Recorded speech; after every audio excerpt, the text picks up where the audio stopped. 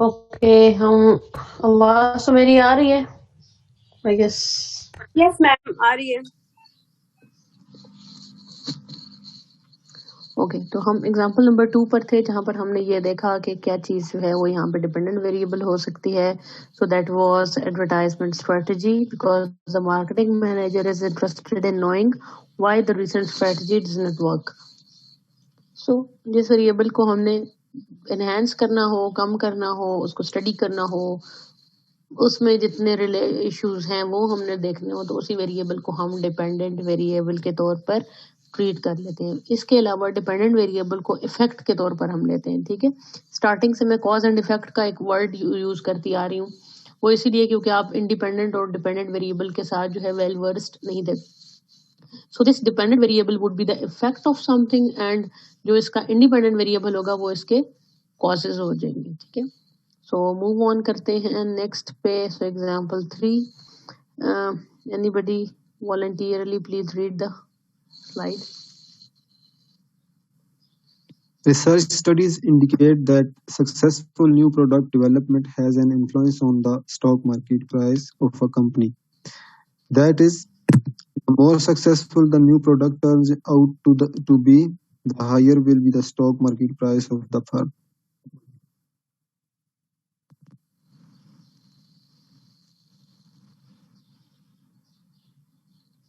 Ma'am word के ऊपर ही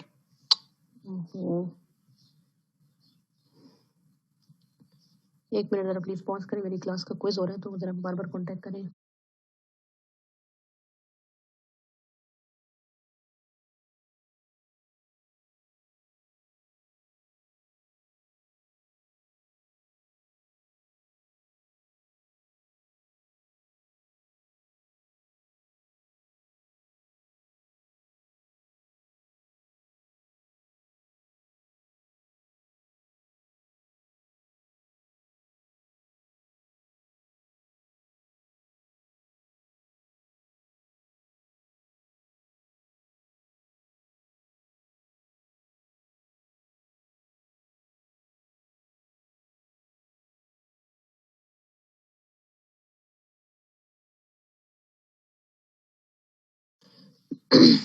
जी okay, आकाश आगे भी रीड करें kindly. That is, the more successful the new product turns out to be, the higher will be the stock market price of the firm. हाँ जी, कौन voluntarily बताएगा कि इसमें डिपेंडेंट वेरिएबल कौन सा है?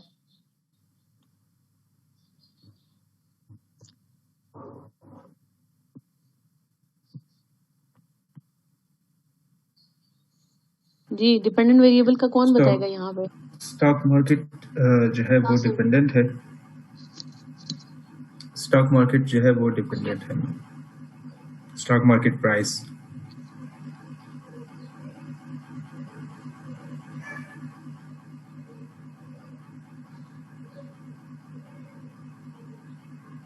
और इंडिपेंडेंट जो है वो प्रोडक्ट डेवलपमेंट है।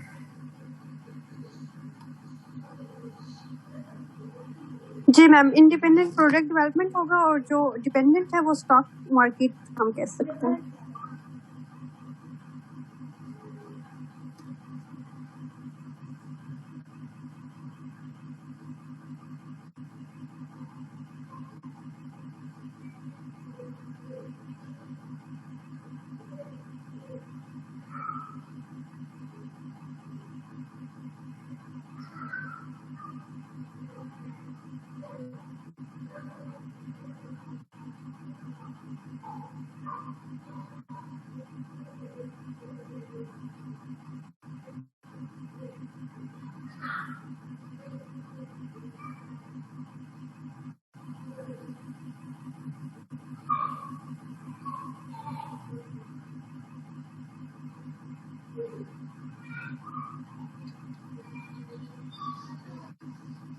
कासिम ने तो बिल्कुल ठीक बताया ऑलमोस्ट।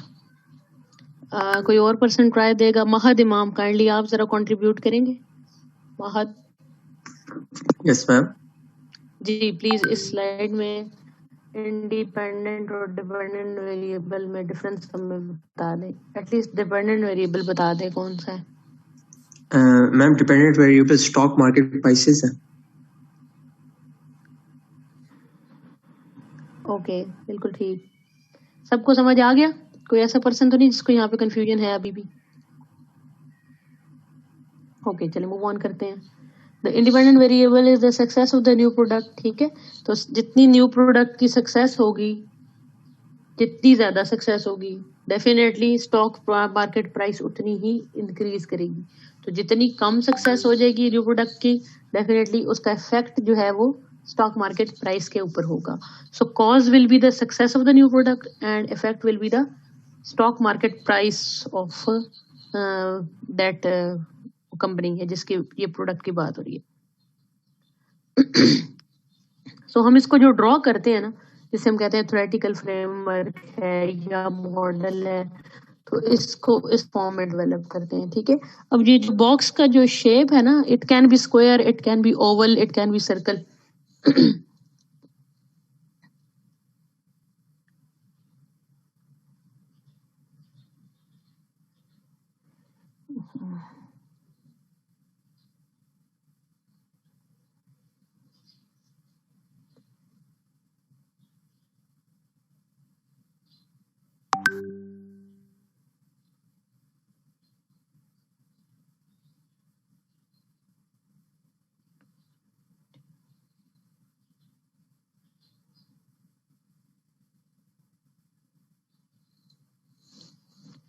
सो इसमें जो इसकी फॉर्म होती है, यानी जिस तरह हमने लिखा हुआ है न्यू प्रोडक्ट सक्सेस, सो ये एक बॉक्स में, रेक्टेंगल बॉक्स की फॉर्म में लिखा हुआ है। एंड डिपेंडेंट वेरिएबल जो है वो एक बॉक्स, प्रॉपर बॉक्स शेप नहीं है। ठीक है, तो इसको राउंड शेप में भी आप कर सकते हैं, स्क्वायर शेप में भी इस तरह कर सकते हैं, लेकिन दोनों में डिफरेंस होना जो है ना जरूरी होता है। समटाइम्स ऐसे होता है कि कुछ रिसर्चर क्या करते हैं कि सारे वेरिएबल्स को, फॉर एग्जांपल 3-4 इंडिपेंडेंट वेरिएबल उसके अंदर होंगे, 2-3 डिपेंडेंट वेरिएबल होंगे, तो सबको जो है ना वो सिमिलर ही फॉर्म में डेवलप कर देते हैं। तो एरो हेड जो है वो शो कर रहा होता है कि ये इस साइड पे जो है ना ये डिपेंडेंट वेरिएबल है। तो जिस साइड पे एरो का हेड होगा वो डिपेंडेंट वेरिएबल होगा, और जिस साइड पे उसकी टेल होगी that will be the independent variable.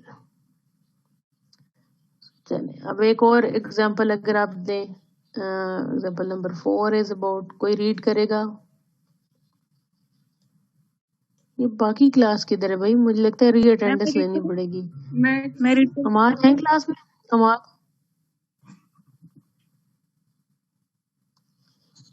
Ji Waqas please read करें। Example number 4, cross-cultural research indicates that managerial values govern the power distance between superior and subordinates.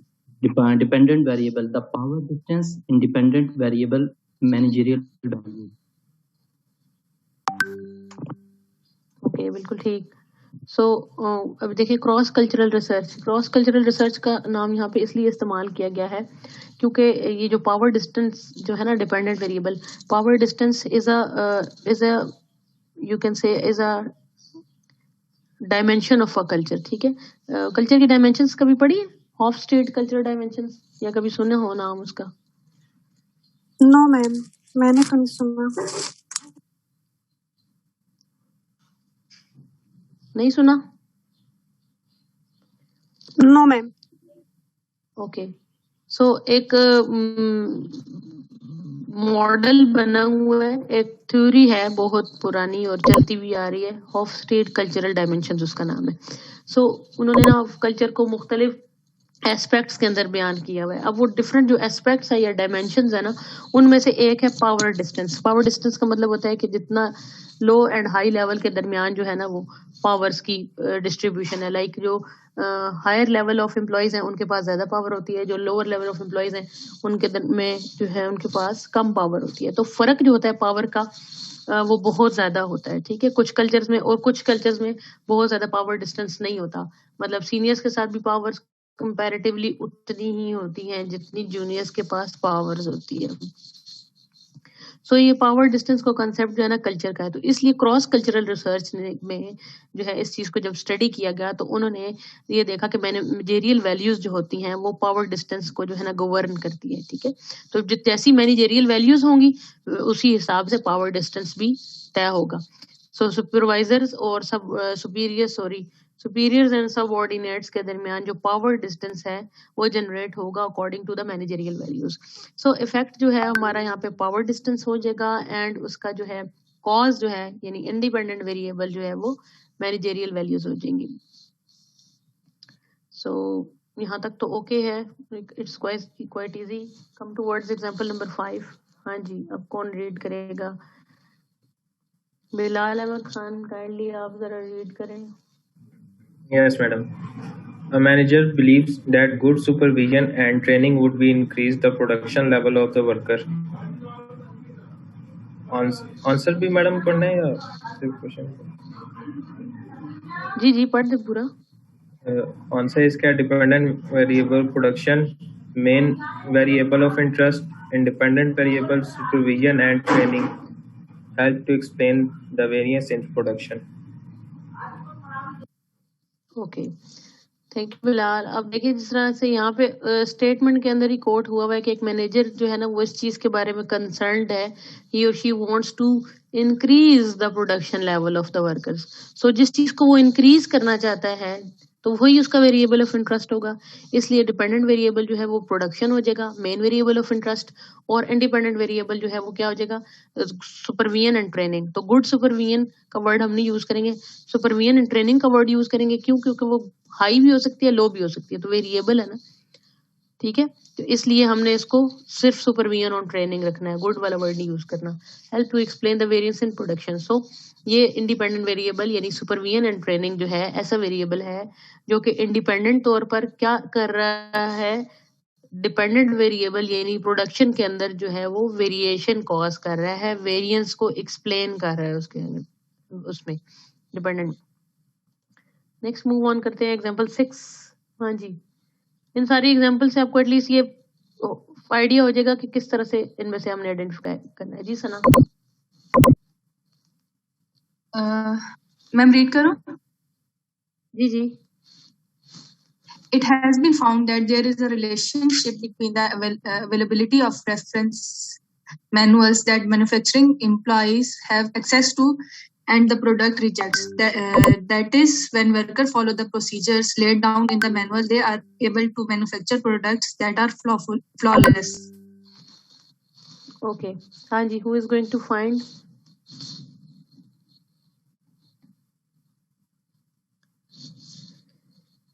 Girl section, Nafla. Yes, ma'am. Ji, independent और dependent variable का यहाँ पे क्या difference है, कौन कौन से हैं?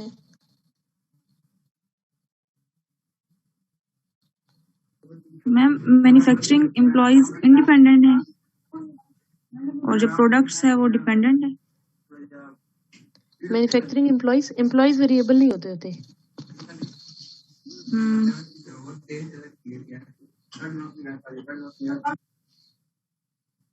There is a relationship between, दो किन चीजों के दरमियान रिलेशनशिप यहाँ लिखा गया है Nafla? Ma'am availability of reference manuals. जी, एक तो ये हो गया, दूसरा मैन्युफैक्चर प्रोडक्ट्स।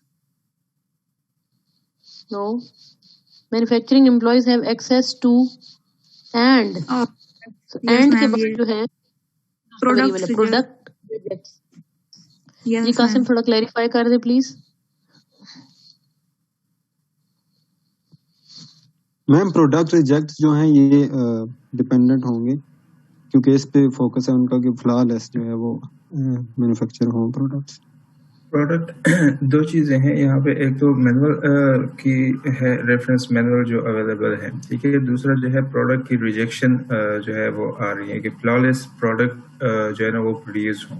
नीचे जो स्टेटमेंट है वहाँ पे कि when workers follow the procedure laid down in the manual they are able to manufacture product that are flawless, ठीक है।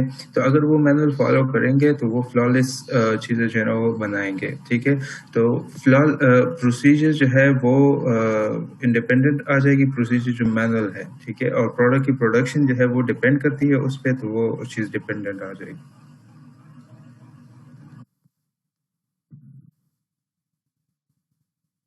जी सेम चीज जो हमें कासिम ने बताई है, काइंडली शर्मीन जावेद अगर आप रिपीट कर दें।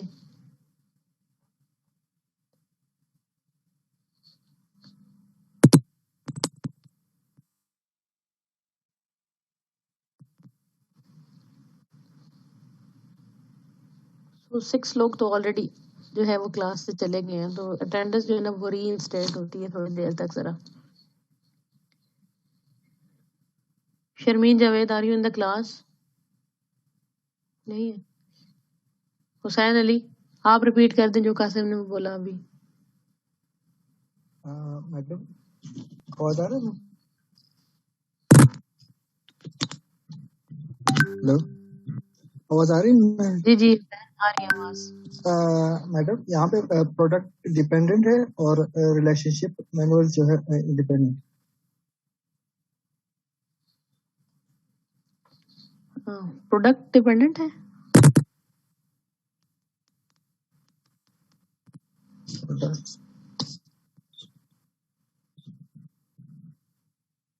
और ऐड करना चाहेगा? राबिया शाहिद।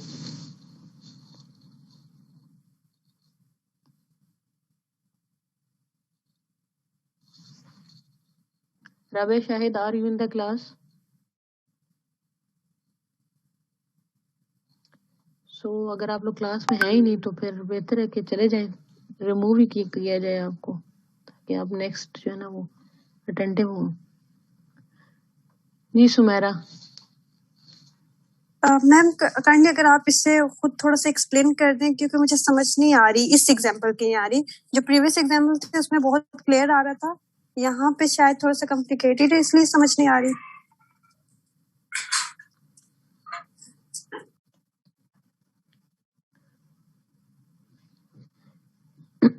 जी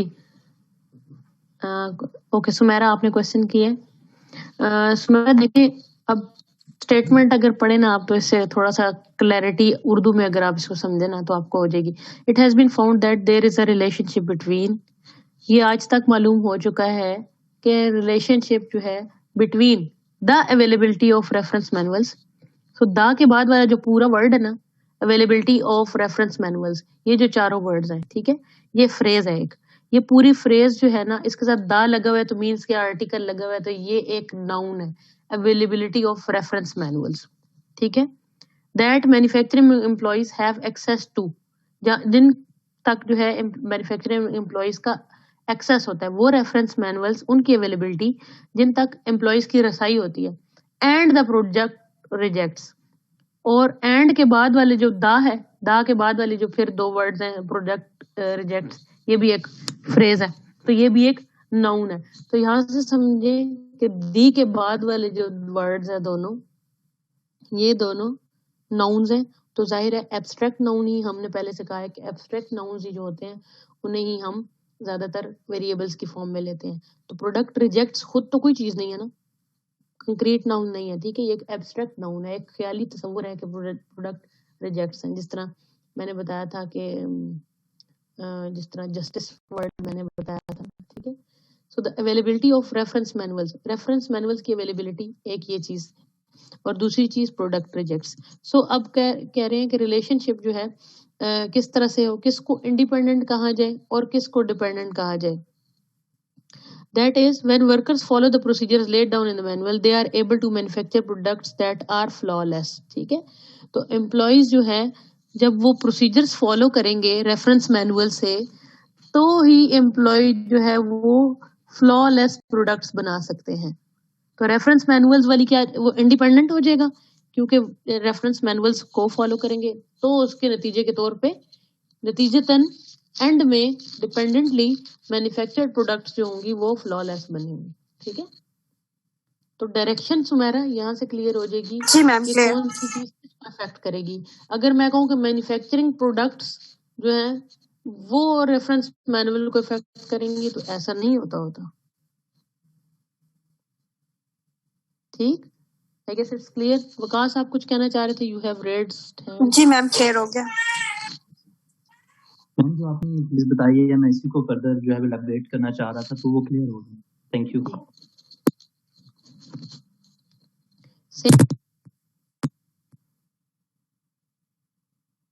बताना चाह रहे थे मैम जो भी आपने एक्सप्लेन किया है, मैं यही वर्ड जो है वो बताना चाह रहा था, इसी वर्डिंग में बताना चाह रहा था, तो अब बिल्कुल क्लियर हो गया, thank you ma'am. That's good, okay. यहाँ पे अब देखें इन्हीं का जो है dependent variable that is number of rejects and independent variable availability of rest manuals. So number of rejects की जगह हम इसको प्रोडक्ट रिजेक्ट्स भी कह सकते हैं या नंबर ऑफ प्रोडक्ट रिजेक्ट्स भी कह सकते हैं।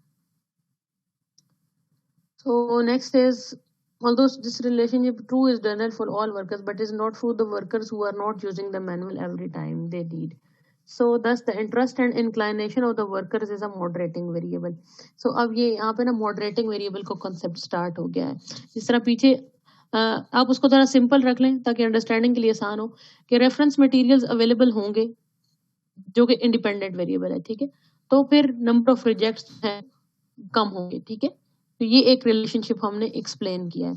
अब नेक्स्ट जो है सिनेरियो यहीं से वो ये जनरेट कर रहा है कि दोनों का रिलेशनशिप जो है वो और सारे वर्कर्स के ठीक है, लेकिन उन वर्कर्स के लिए तो ट्रू नहीं है जो मैनुअल्स को यूज ही नहीं कर रहे।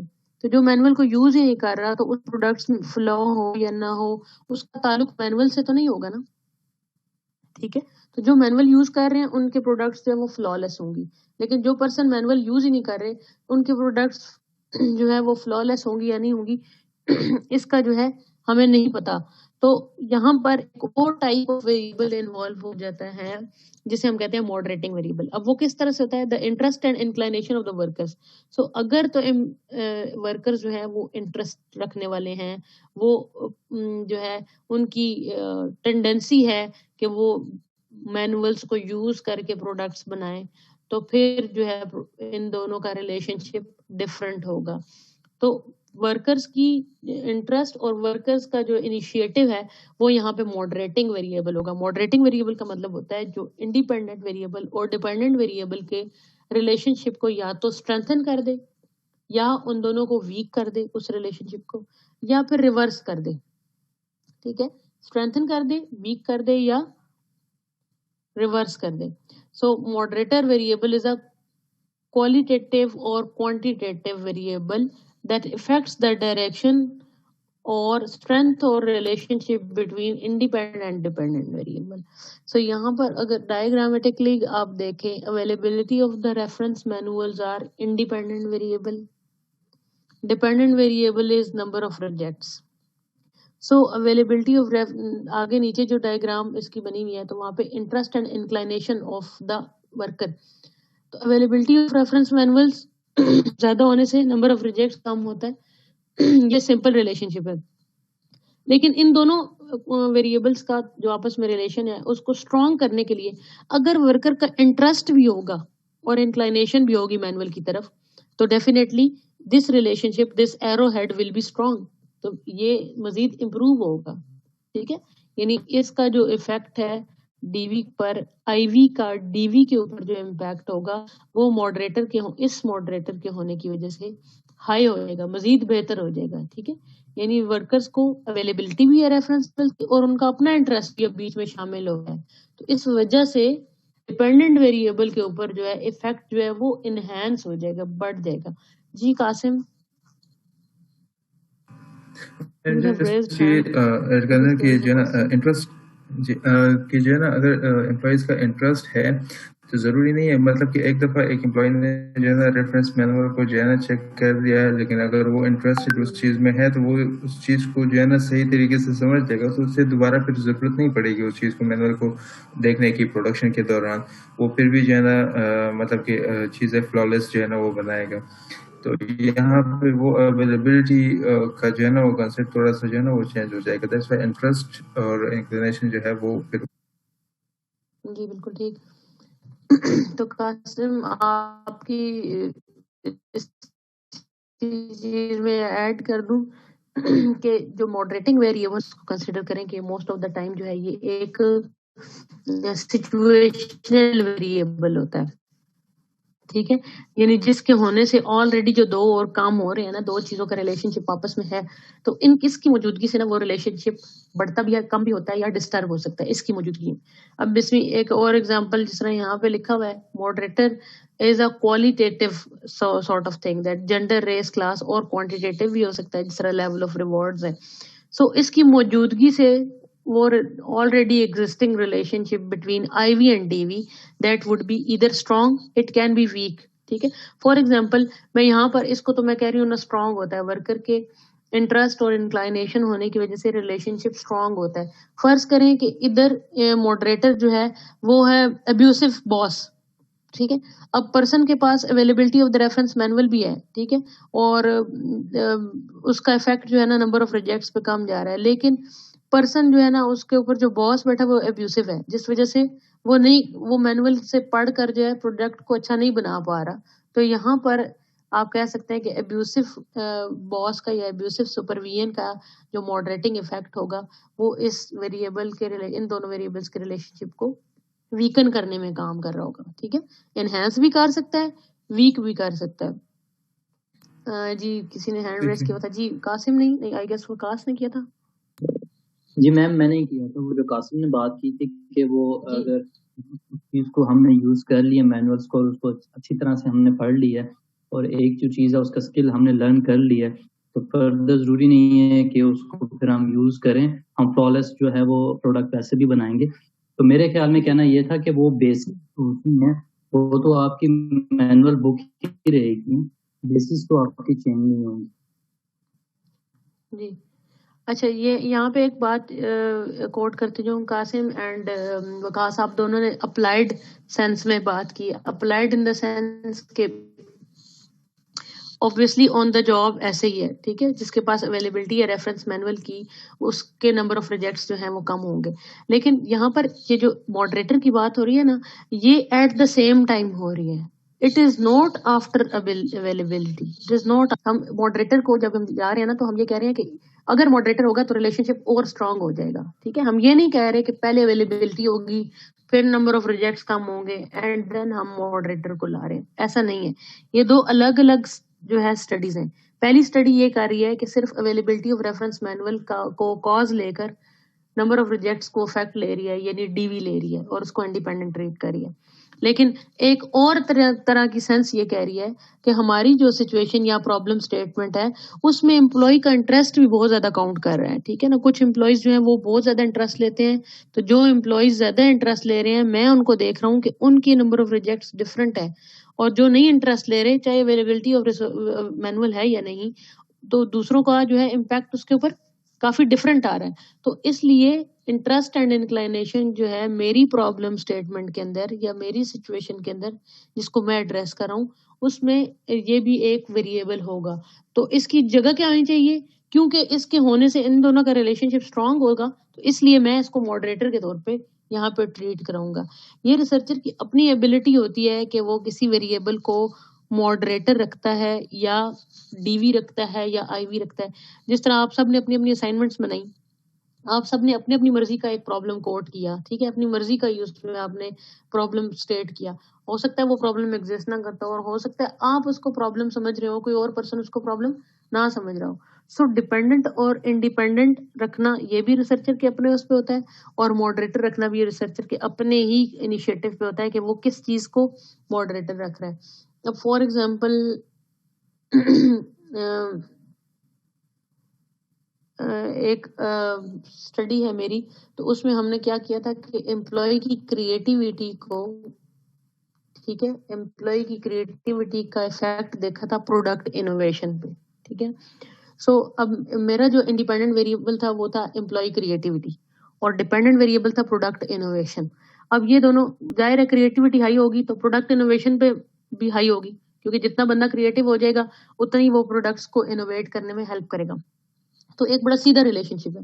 लेकिन यहाँ पर मेरा एक मॉडरेटर था एंटरप्रेन्योरियल पैशन, यानी किसी पर्सन के अंदर जो है ना ये पैशन हो कि मैं नई नई चीजें बनाता रहूं, ठीक है, इजादात करने का, मौजूद बनने का, जिस पर्सन के अंदर जो है ना इनिशिएटिव हो, यानी वो चाहता हो कि मैं हर वक्त जो है ना नई नई प्रोडक्ट्स बनाता रहूं, या ये चाहता हो कि वो नई जो है सर्विसेज को इंट्रोड्यूस करता रहे। तो अगर उस पर्सन के अंदर एंटरप्रेन्योरियल पैशन भी हाई होना चाहिए तो होगा, तो ये रिलेशनशिप मजीद स्ट्रांग हो जाएगा। तो यहाँ पे ये नहीं है कि किसी भी वेरिएबल को हम ला के मॉडरेटर ट्रीट करा देते हैं, नहीं, हम रेलेवेंट वेरिएबल को जो है ना ट्रीट कराते हैं कि जो मॉडरेटर के तौर पर, और वो सिचुएशनल हो, यानी या तो वो उस जिन पर्सन्स की अगर बात हो रही है तो उनके पर्सनैलिटी फैक्टर्स हो सकते हैं, ठीक है, मोस्ट कॉमन कि कि पर्सन के जो अपना इनिशिएटिव, जिस तरह यहाँ लिखा हुआ है इंटरेस्ट एंड इंक्लाइनेशन, या फिर सिचुएशन भी हो सकती है, लाइक यहाँ पे मॉडरेटर हो सकता है अवेलेबिलिटी ऑफ साउंड एनवायरनमेंट, ठीक है।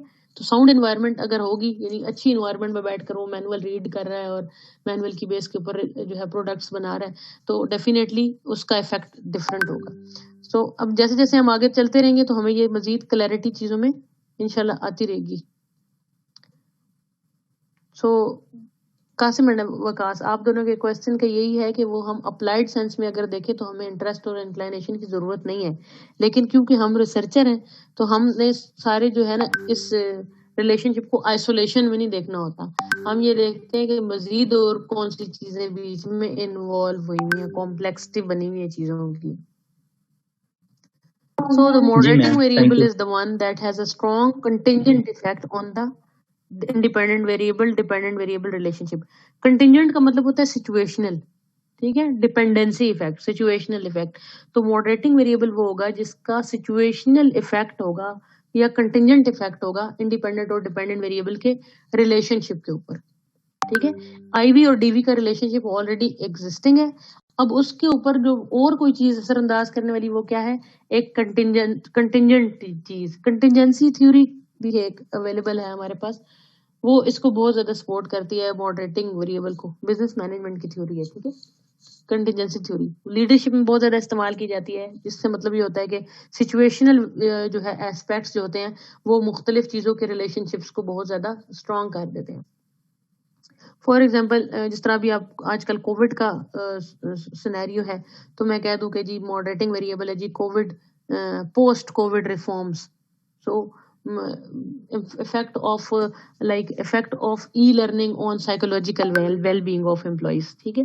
तो ई लर्निंग से एम्प्लॉइज की साइकोलॉजिकल वेल बीइंग बढ़ रही है, तो मैं साथ सिनेरियो सिचुएशनल वेरिएबल ये रख देता हूँ पोस्ट कोविड रिफॉर्म्स, कि हर ऑर्गेनाइजेशन जो है वो पोस्ट कोविड रिफॉर्म से भी गुजर रही है, यानी कोरोना के बाद होने वाली जो रिफॉर्म्स हैं उनसे। तो फिर ये एक सिचुएशनल वेरिएबल है, ठीक है। The presence of the moderating variable modifies the original relationship between independent and dependent variable, ठीक है ना। अगर हम moderating variable कहेंगे कि ये भी मौजूद है, ऑल्दो के बहुत सारे ऐसे वेरिएबल्स मौजूद होते हैं, हम रिसर्चर कभी भी तमाम वेरिएबल्स को अपने रिसर्च मॉडल के अंदर या रिसर्च प्रॉब्लम के अंदर एड्रेस नहीं कर सकते। क्यों? क्योंकि हमारे पास एक तो टाइम लिमिट होता है और कॉस्ट लिमिट होती है हमेशा। तो हम सिर्फ जो बहुत ही मोस्ट यू कैन से कि अनअवॉइडेबल जो वेरिएबल्स होते हैं ना, जिनको हम किसी सूरत नेग्लेक्ट नहीं कर सकते हमारे सिनेरियो के अंदर, उन्हीं को हम रिसर्च के अंदर इंक्लूड कर लेते हैं। बाकियों को हम जो है ना कंट्रोल के तौर पर ट्रीट करते हैं। कंट्रोल के तौर पर इन द सेंस कि हम कहते हैं कि उनका तो इफेक्ट चेक करना हमारा स्कोप में ही नहीं है ना, ऑल्दो कि वो बहुत सारी चीजें इफेक्ट कर रही होती हैं एक चीज के ऊपर। अब जिस तरह ये मैनुअल की पीछे बात हम कर रहे हैं, availability of the reference manuals, तो नंबर ऑफ अब प्रोडक्ट रिजेक्ट्स जो है इसके ऊपर बहुत सारी और चीजें भी हो सकती हैं, लाइक बैड एडवर्टाइजमेंट की वजह से भी प्रोडक्ट रिजेक्ट हो सकती है। फॉर एग्जांपल पैकेजिंग की वजह से भी जो है प्रोडक्ट रिजेक्ट हो सकती है। इसी तरह फिनिशिंग अच्छी तरह से नहीं हुई एंड पे, उसकी वजह से भी हो सकती है। स्टॉक ही टाइम पे मार्केट में नहीं भेजा, उस वजह से भी हो सकती है। So there can be a number of reasons which are involved in the prediction of number of the rejects. So we are just studying only one aspect, that is the availability of the reference manuals. So बहुत सारे variables होते हैं, हमने उनमें से opt करने होते हैं कि किन को हम जो है अपनी स्टडी का पार्ट बनाएं। Okay, so comes toward the example 7। Sumera, अब आप इसको रीड भी करें और हमें बताएंगी। Okay ma'am. Sumera, preliminary theory is, जी मैम आवाज आ रही है? A prevalent theory is that the diversity of the workforce according to different ethnic, organic, race, and multinationals contribute more organizational effectiveness because each group brings its own special expertise and skill to the workplace. This suggestion can be exploited, however, only if managers know how to harness the special talents of the diverse work group. Otherwise, they will remain untapped. हाँ जी, कुछ idea मिला? Ma'am एक दो दफा पढ़ूंगी तो शायद कुछ मिल जाए आइडिया। ठीक है, और कोई पर्सन इसमें से बताएगा? देखिए उर्दू में मैं बता देती हूँ कि एक प्रिविलेंट थ्योरी ये है कि work force, the diversity of the work force, ठीक है, कंट्रीब्यूट करती है मोर टू, किस चीज को कंट्रीब्यूट करती है? ऑर्गेनाइजेशनल इफेक्टिवनेस है, because each group brings its own special expertise. क्यों इफेक्ट करती है? डाइवर्सिटी का मतलब होता है बहुत सारे एथनिक ओरिजिन्स, यानी बहुत सारे कल्चर्स में से, बहुत सारे रेसेस और नेशनैलिटीज में से जब लोग आके एक जगह काम करते हैं ना, तो उसे कहते हैं work force diversity. I guess आपने ह्यूमन रिसोर्स मैनेजमेंट या इंट्रोडक्शन टू मैनेजमेंट में ये कॉन्सेप्ट स्टडी किया होगा। वर्क फोर्स डाइवर्सिटी बहुत कॉमन वर्ड है, बहुत ज्यादा इस्तेमाल होता है, ठीक है। तो वर्क फोर्स डाइवर्सिटी जो है कंट्रीब्यूट करती है ऑर्गेनाइजेशनल इफेक्टिवनेस पे, यानी ऑर्गेनाइजेशन को ज्यादा इफेक्टिव बनाती है। कैसे? क्योंकि वो बहुत सारे एक्सपर्टीज और स्किल्स लाती है बहुत सारे बैकग्राउंड से। सो इस वजह से साइनर्जी का कंसेप्ट डेवलप हो जाता है। साइनर्जी के बारे में कुछ पता है? किसी पर्सन को पता है? टीम और ग्रुप का डिफरेंस पड़ा होगा तो साथ साइनर्जी जरूर पड़ी होगी। जी कासिम। 2 + 2 = 5। बिल्कुल ठीक जी। साइनर्जी का ये कॉन्सेप्ट होता है कि जो हमें किसी भी दो चीजों को मिलाने से अगर हमें कुछ नॉर्मल से ज्यादा जो है रिजल्ट मिल रहा है ना, तो उसे हम कहते हैं साइनर्जी, ठीक है। जिस तरह हम कहते हैं 1 + 1 जो है ना वो 2 होता है वैसे तो, लेकिन अगर 1 + 1 3 हो जाए तो that would be synergy. Means के अगर दो चीजों को हम मिलाएं तो उनके इंडिविजुअल सम से उनका कंबाइंड सम जो है वो ज्यादा होना चाहिए, तो ये साइनर्जी का इम्पैक्ट होता है। तो अगर बहुत सारे डिफरेंट बैकग्राउंड्स के लोग मिलकर काम कर रहे हैं तो डेफिनेटली उनमें साइनर्जी होगी, यानी वो मिलकर एक दूसरे के काम को मजीद बेहतर बना देंगे। They will remain untapped, otherwise they will remain untapped का मतलब ये है कि वगरना ये अगर वो मिलकर काम नहीं करेंगे तो उनकी ये एक्सपर्टीज एंड स्किल्स जो है वो अनटैप्ड रहेंगे, अनयूज्ड रहेंगे।